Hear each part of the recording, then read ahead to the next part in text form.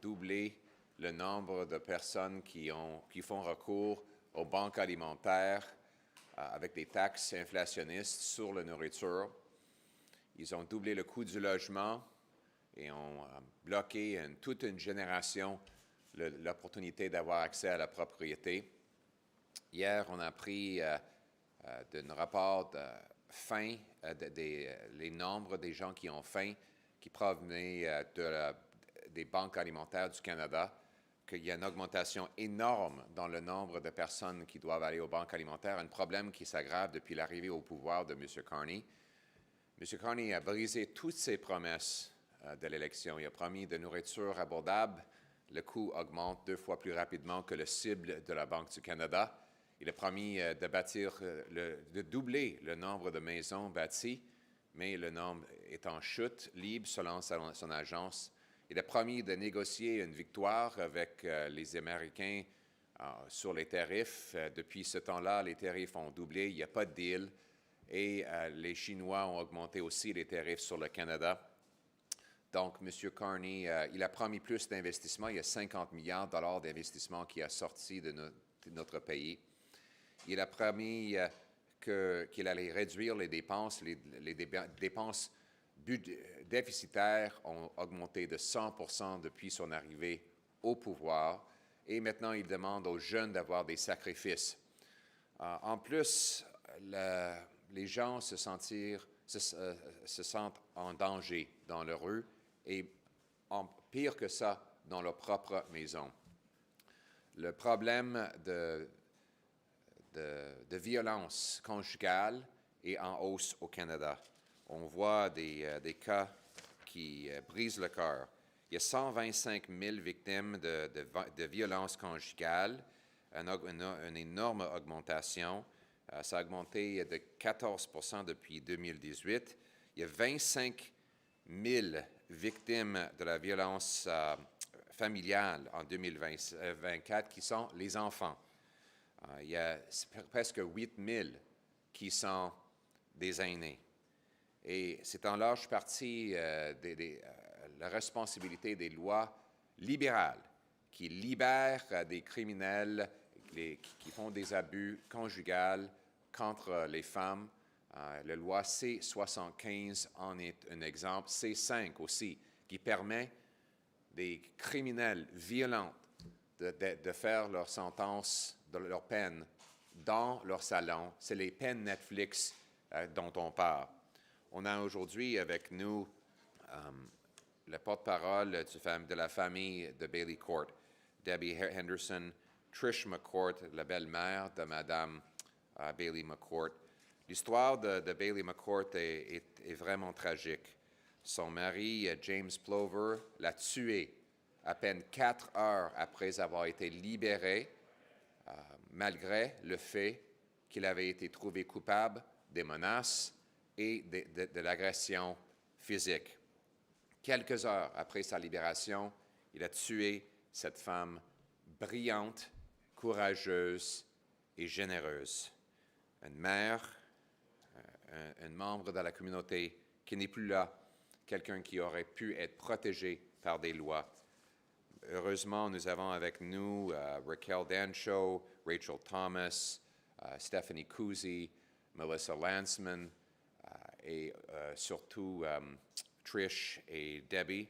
Ils sont ici afin de supporter la loi de Frank Caputo. Frank Caputo met devant la Chambre des communes la loi C-225, une loi qui va protéger surtout les femmes, mais toutes les victimes de la violence conjugale. Ça va garantir que un meurtre conjugal, ça va être de premier degré, qu'il va y avoir des prohibitions contre des attaques contre des femmes dans leur maison. Ça va forcer les juges d'être les seules personnes qui peuvent libérer quelqu'un qui est accusé de violence conjugale. Et ça va permettre de garder des gens en prison après une accusation de violence conjugale, en plus d'autres mesures. Donc, nous encourageons tous les partis de venir ensemble. Ce n'est pas une question partisane, c'est une question de protéger les femmes et toutes les victimes contre les agresseurs et nous voulons travailler avec tout le monde pour faire adopter la loi de M. Caputo. Thank you very much, everyone, for being here today, and now in English. Conservatives are still focused on our main mission, which is to make this once again a country where hard work pays off with an affordable home and good food on a safe street under our proud flag. That was the basic promise of Canada. We want stronger paychecks, secure streets, solid borders in a self-reliant Canada. But after 10 years of Liberals, we see the opposite. Despite their grand promises, what they've really done is doubled the cost of housing. They've doubled the food bank lineups. Just yesterday, we saw Food Bank's report, which is called Hunger Count, ominously named Hunger Count, showed that 2.2 million people are visiting food banks every single month. This is a massive increase over the numbers that were roughly 1 million. And the report said that it took decades for Canada to have 1 million visits to a food bank in a single month, and only 5 years under the Liberals to get up to 2.2 million, just to show how disastrous the inflationary food policies of this government have become. That is one of the reasons why we're asking for the government to get rid of all hidden taxes on food in the forthcoming budget, the industrial carbon tax on farm equipment and fertilizer, the food packaging tax, the fuel standard tax, and of course the inflation tax. Mark Carney, since taking office, has made these problems worse, said he would be judged by the price of groceries. Well, the verdict is in.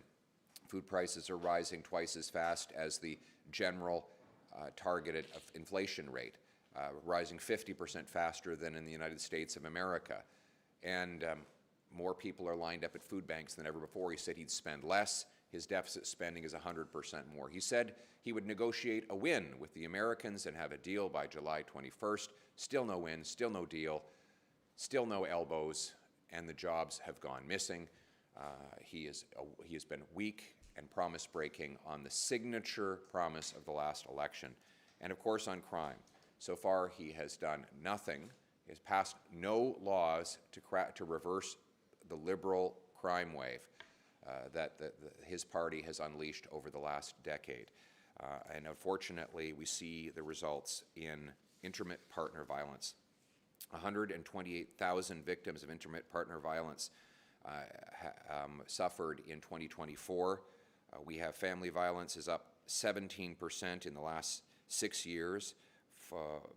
We see around 79% of intimate partner violence homicide victims are women. 26,000 children were victims of this violence.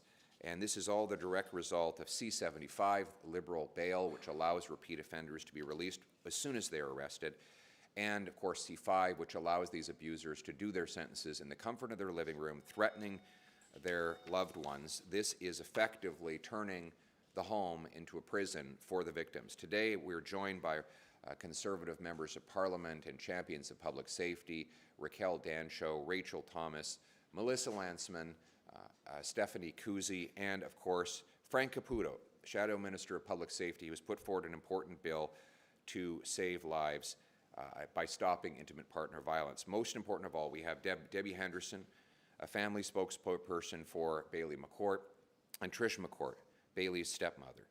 Bailey's story is really one of tragic heartbreak. A brilliant, beautiful, and intelligent young woman in the prime of her life, a mother, murdered by her estranged ex-husband, James Plover, a man who was released literally hours earlier despite a conviction for uttering threats and carrying out a violent physical assault. He had strangled another person in an unprovoked attack, yet he was released under Liberal laws, and he murdered this beautiful young woman. This could have been prevented. If Mr. Plover had been in jail where he belonged, she would still be alive today. And there are countless who have lost their lives because Liberal laws have turned their perpetrators loose on our streets. And that is why Frank Caputo has introduced a bill that would take a number of steps to protect against intimate partner violence. It would ensure that anyone who's convicted of murder in an intimate partner setting would be automatically given first-degree murder sentencing. It would create specific sentences, including assaulting an intimate partner and criminal harassment of an intimate partner. It would force those convicted of intimate partner offense to, within the preceding 5 years, to be released only by a judge. It would empower courts to detain persons accused of intimate partner violence at any time for a risk assessment reviewed by a judge, and would modernize detention evidence. These are important common steps that will protect all victims of domestic violence, especially women, who make up over three-quarters of victims in these cases. So I want to thank Frank and all of our Conservative MPs. We want to work with any party to get this bill passed, protect people. We encourage every party to join with us. It doesn't matter who gets the credit. Let's do the right thing. Now let me turn the floor over to Frank Caputo to further describe his bill. There you are. Thank you very much, Pierre. It's an honor to be here, although I wish the circumstances were different. I'm honored to be joined here by Debbie and by Trish, two of Bailey McCourt's family members. They want change. Canada wants change. I want change. As a former Crown prosecutor, as a former federal parole officer, I have seen the pernicious impact of intimate partner violence. This is a crime that spans every socioeconomic group. It is vastly underreported and disproportionately impacts women, especially vulnerable women. It is against that backdrop that I drafted Bill C-225, the most comprehensive response to intimate partner violence in Canadian history. This bill is completely non-partisan. I invite anybody who reads it to look at the provisions. It is so important that we call it what it is. When you assault an intimate partner, it's not just assault. It's assaulting somebody oftentimes who is in an emotional relationship, a physical relationship, a relationship of financial dependence. That's what distinguishes it from simple assault. And that's why we should be calling it criminal harassment of an intimate partner, aggravated assault of an intimate partner, just like we do with assaulting a peace officer. The time for change is now. This bill would also make it first-degree murder for anybody who murders their intimates. Where it would ordinarily be second-degree murder, we believe we need to denounce and deter, according to the fact that so many intimate partners are homicide victims. The vast majority, many victims of homicide in Canada are actually intimate partners, and it's time that we reflect that in our laws. This bill would enable a risk assessment to occur at any time. Most importantly, this bill is supported by our Conservative caucus. It's supported by Debbie and Trish. It's supported by Carrie Wiebe. I talked to her this morning. She was a survivor of the attack on Bailey McCourt. She's recovering at home, and we wish her all the best. Myself, Trish, and Debbie had a phone call with Premier David Eby yesterday. He supports this bill. When you have an NDP Premier supporting a Conservative private member's bill, we know we're on the right track. I urge the government to pass this bill as quickly as possible. The government has the ability to get this bill through the House of Commons and to the Senate in a matter of weeks, if not days. We believe that the government should be dealing with this right away. And if you don't want to listen to me, that's fine. But perhaps they will listen to the voice of Debbie, who's going to speak on behalf of the McCourt family. Thank you. We're here today on behalf of Bailey, and not just on behalf of Bailey, but on behalf of all the victims that have died by intimate partner violence. We're tired of seeing it in the news. We have been counting every day since Bailey was murdered and watching and seeing the number of women murdered, and we are demanding change. There's no need to wait. This is an epidemic, and we fully support Bill C-225, Bailey's Law. We're so grateful to Mr. Caputo for honoring Bailey's name, and we're going to continue to push for change And we are hopeful that the community, write your MPs, ask your MPs to support this bill. It needs to be passed quickly. There's no need to wait. The next person could be you, or it could be one of your family members. And we don't want to see any other family member go through the horror that our family has gone through. Thank you.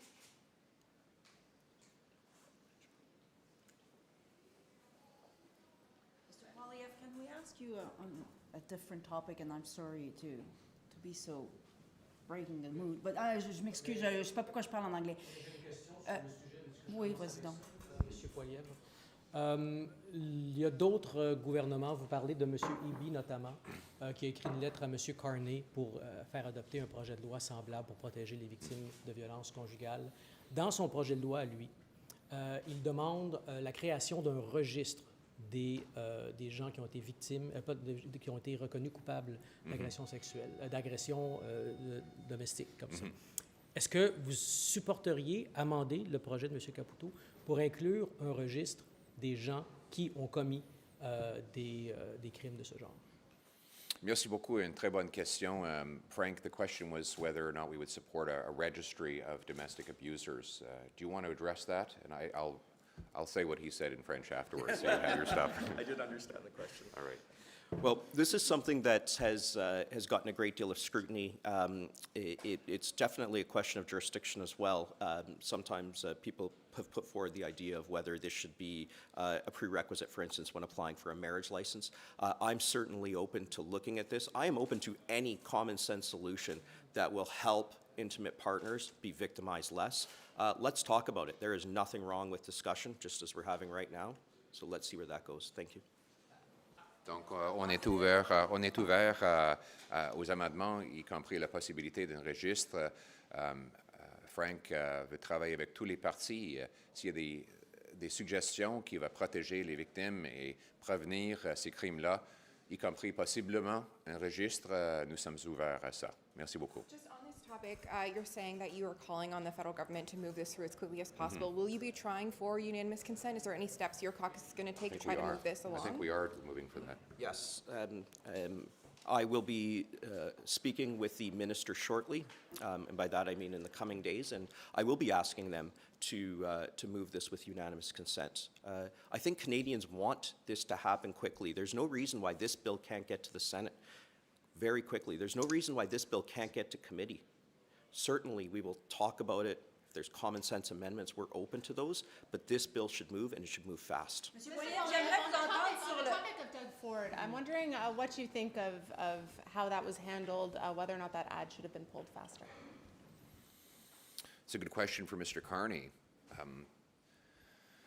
Mark Carney approved the ad, and then he claimed, after the ad started running, that the ad was the reason why no deal happened.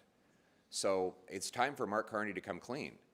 He claims he was on the verge, once again, claims that he was on the verge of getting a deal. Then he approved the ad, and then he blamed the ad for the fact that there is no deal. So the reality is that premiers are stepping up to fill the void left behind by Mark Carney's broken promise. He said he would negotiate a win. He said he would have a deal by July 21st. Still no deal, still no win, still no elbows, still no jobs. And if I could, and now Mark Carney is looking for someone to blame for his broken promises, and he's blaming an ad that he approved.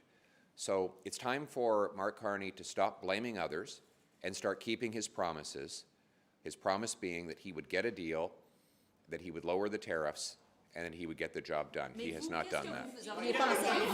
Monsieur Poilievre, excusez-moi, Bring down j'avais the donné government mon with tour this de- budget. Would you like to bring down the government with this budget? Do you want an election? We want an affordable budget for an affordable Canada. After 10 years of Liberal inflationary taxes and debt, Canadians can't afford to eat, heat, or house themselves. And our message to the Liberals is that we want an affordable budget for an affordable Canada. We want the government to bring down the cost of its spending so we can bring down the cost of living. And so it will be up to them. If they're going to if they're going to increase the cost of living for Canadians again with more inflationary spending, then the Canadians will judge them accordingly. And let's be honest, every dollar the Liberals spend comes out of the pockets of Canadians. The more they spend, the more things cost. That's why we want the Prime Minister to reverse course from the last Liberal decade, keep his promise, bring down the cost of government so we can bring down the cost of living. Mais vous, M. Poilievre, qu'est-ce que vous auriez fait si vous aviez été le premier ministre et que M. Ford vous avait soumis cette publicité? Est-ce que vous trouviez que c'était une bonne idée? Aurait-elle dû être enlevée plus tôt? In English too, please. Mais on Merci commence en beaucoup. On va commencer en français. Premièrement, M. Carney, on ne serait pas dans cet endroit aujourd'hui si M. Carney avait respecté sa promesse électorale. Et ce n'est pas l'une de ses promesses, c'était sa promesse primordiale sur laquelle il a été élu. Il a dit qu'il allait négocier une victoire face à Trump, qu'il allait avoir une entente avant le 21 juillet 2025. C'est ça, c'est lui qui l'a promis. Puis, si je peux me compléter, s'il avait gardé ses promesses, il n'y aurait pas eu une publicité. Mais il nous a dit qu'il allait avoir un deal. Il n'y a pas de deal, il n'y a pas de victoire. En fait, les tarifs américains ont doublé depuis que M. Carney est arrivé au pouvoir. Et M. Carney, il doit expliquer ça, qu'est-ce qui s'est passé ici. Lui, il dit qu'il était juste avant d'avoir un deal. Puis soudainement, il a approuvé une publicité. Et maintenant, il blâme la même publicité pour le fait qu'il n'y a pas de deal. C'est donc, moi, j'aurais... Moi, ce que je ferais, faire des promesses, garder les promesses. Oui. Oui. Xi Jinping, dans son voyage en Corée, M. Carney va rencontrer Xi Jinping. Est-ce qu'il faut rétablir les relations avec la Chine? Quelle approche devrait être celle du premier ministre? Il devrait enlever les tarifs sur le canola et des produits de pêche, de fruits de mer. Depuis son arrivée au pouvoir, M. Carney a réussi à avoir des autres pays augmenter des tarifs douaniers sur nos fermiers et nos pêcheurs. Je veux qu'il réussisse à enlever les tarifs. Donc, 7 mois après qu'on a mis en place un premier ministre, soi-disant négociateur brillant, il n'y a pas une seule victoire. Il parle aux Chinois, les Chinois augmentent les tarifs sur nos fermiers et nos pêcheurs. Il parle aux Américains, les Américains ont doublé les tarifs sur le Canada. Il parle aux Anglais, les Anglais continuent de bloquer notre bœuf. Chaque fois que M. Carney rencontre un chef mondial, on voit des tarifs plus élevés sur le Canada. Donc, nous revendiquons que M. Carney fasse enlever les tarifs sur nos fermiers et nos pêcheurs. C'est ça le succès sur lequel il devrait être jugé. Les tarifs sur les véhicules électriques chinois. Non. Donc, on garde les tarifs, mais on veut qu'on les éliminer du côté des Chinois. Il y a du donnant-donnant là-dedans, là, non? Non, parce que la solution, c'est d'appliquer plus de tarifs sur les Chinois pour punir les attaques contre nos agriculteurs et nos pêcheurs. On devrait annuler le prêt d'1 milliard de dollars des contribuables que les libéraux donnent aux Chinois pour bâtir des bateaux dans la Colombie-Britannique. C'est un prêt du gouvernement fédéral. On devrait réinstaurer les tarifs sur l'acier chinois afin de punir le gouvernement de la Chine pour avoir ciblé nos fermiers et nos pêcheurs. C'est comme ça qu'on va se battre pour défendre nos fermiers et nos pêcheurs. Donc, c'est ça l'approche qu'il devrait prendre. Il nous faut une victoire après 7 mois. Hein? On attend le grand négociateur, M. Carney, livrer une victoire. On voit des grandes réunions, des grands discours qu'il prononce à travers le monde, mais il n'y a pas de résultat pour les Canadiens. C'est le temps qu'il garde ses promesses. I don't think I had a chance to get that in English. The Prime Minister, everywhere he goes, and every time he holds a meeting, a foreign country hits us with higher tariffs. He's been meeting with President Trump. The American tariffs have doubled on Canada. His ministers have been meeting with China. Chinese tariffs have expanded on our farmers and fish harvesters. He goes to London, meets the Prime Minister there, and the Brits keep tariffs on and blockades on our beef. the results of, he has these grand meetings that they look very sophisticated and grand, but what are the results? Higher tariffs on our farmers, fish harvesters, and workers. Mark Carney is going to meet President Xi. He needs to come home with tariffs off our farmers and fish harvesters. It's time for him to keep his promises. It's time for him to get results. Sur le budget et le vote de confiance qu'il y aura après, on sait que les libéraux sont minoritaires. Il leur manque quand même... Ils sont quoi? Ils sont minoritaires, les libéraux, mais il leur manque quand même peu de députés pour avoir une majorité. Donc, chaque mathématique, disons, le nombre de députés présents pour chaque parti va être très important lors de ce vote-là. Est-ce que vous comptez vous assurer que chacun des 144 députés conservateurs soit en chambre lors du vote pour vraiment mettre tout votre poids dans la balance? Nous revendiquons un budget abordable pour un Canada abordable. Après 10 ans des taxes et déficits inflationnistes des libéraux, les Canadiens ne peuvent plus payer la facture. M. Carney coûte encore plus cher que M. Trudeau. Il a doublé les déficits que les libéraux avaient déjà mis en place. Et c'est pour ça que les Canadiens ne peuvent même plus se nourrir. Nous voulons un budget qui réduit le coût du gouvernement et le coût de la vie, qui enlève les taxes cachées sur les épiceries et permettent les gens de manger. C'est ça nos demandes et nous verrons si le premier ministre va accepter ces demandes. OK. Thank you very much, everybody. Good to be with you. Thank you very much, everybody. Good to be with you. Oh, sorry, do you want a quick moment? Do you want... I'm curious, have you had a chance to speak with Justice Minister Sean Fraser about, No. would you like to? We will be speaking with him tomorrow. What's your message? My message is I hope he listens to the cries of our family, that we have a productive conversation, and that he will be on board with Bailey's Law C-225. Yeah. So the government has brought forward bail legislation. Perhaps you want to weigh on this as well. Is what is in there something that you think goes further or far enough? And is it something that your caucus is going to be supporting? Yes, at this point, we're still evaluating the legislation. Any time that we have a risk for intimate partner violence that we are not addressing, we need to deal with that. And this law goes well beyond anything in C-14. Right now, we're focused on Bill C-225. You'll have our position on C-14 in due course. Thank you. The Liberals campaigned on putting femicide in the criminal code and then making crimes convicted under femicide as a first-degree murder offense. It seems a little similar to maybe what you're asking. What do you make of the Liberals' proposal, and do you have any sense that they might be open to working with what you're proposing when they campaigned on kind of their own set of reforms on this? Well, I certainly can't speak for the Liberals, but what I can say is that we have the surviving victim of the attack on Bailey. We have Bailey's family. We have Premier Eby saying pass this law, which does contemplate making it first-degree murder. I can't comment on what the Liberals might or might do, but I can comment on what they should do, and they should pass C-225 right away. For Mr. Poilievre, do you support the Alberta government? If you have any more questions for Frank, then please feel free. Or Debbie, if we may, I'd like to hear a little bit more about the urgency that you're trying to impress on the government and the need for nonpartisanship on this. I'd like to hear you from that about that. The stats are every 5 to 6 days, there's a victim of homicide related to intimate partner violence. Those stats are staggering. I think that speaks for itself in terms of urgency.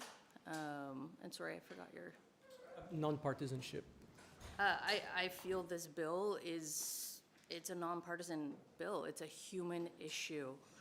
It's directly related to saving lives and justice for victims. So based on that, I feel that it's a nonpartisan issue and all parties should be on board. How hopeful are you that they will be? Government is often accused of working slowly, sticking within their political lines. How hopeful are you that this bill might get passed? I'm very hopeful. I'm very hopeful, and our family will maintain that hope until we see otherwise. If I could chime in on that too, please. I'll be direct. This just has to get done. I received a phone call from parents whose daughter was killed in a a crime of intimate partner violence.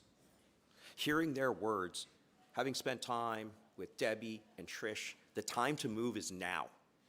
The time to set partisanship aside is now. The time to address this was yesterday. It was before July 4th when Bailey was killed. We have to move. We have to listen to Canadians. If we as legislators are not prepared to listen to Canadians and move rapidly, then why are we here? It is time. So I will be asking the Minister of Justice when we meet, what are the impediments? Let's move this forward.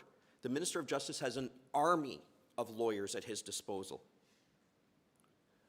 We're just one private member supported by his caucus and his leader, supported by victims. I put this back in the government's court. They can move this as quickly as they want. So I invite you to ask them, anybody watching, write to your MP, write to the Minister of Justice. Please interview the Minister of Justice and say, what is the holdup? Thank you.